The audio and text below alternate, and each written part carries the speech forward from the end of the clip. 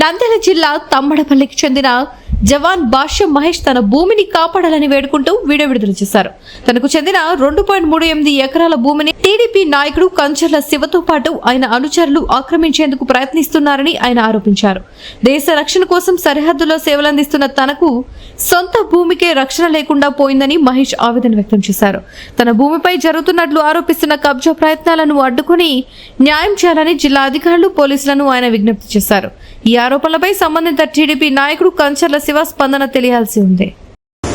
నా పేరు భాష్యం మహేష్. మాది తమడపల్లె గ్రామం, మహానంది మండలం, నంద్యాల జిల్లా.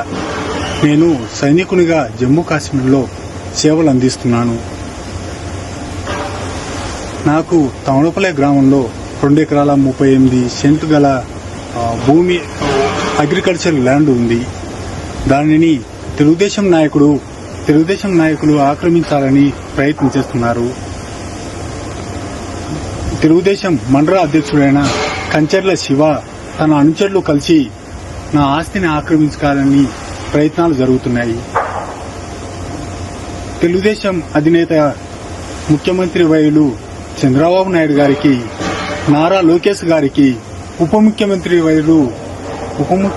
వైర్లు పవన్ కళ్యాణ్ గారికి నేను విన్నవించుకునేది ఒకటి. దేశ రక్షణ కోసం సేవలు అందిస్తున్న ఒక సైనికుని ఆవేదన అర్థం చేసుకుని మీరు నా సమస్యను పరిష్కరించండి. నా ఆస్తిని ఆక్రమించుకోకుండా మీరందరూ దయతలిచి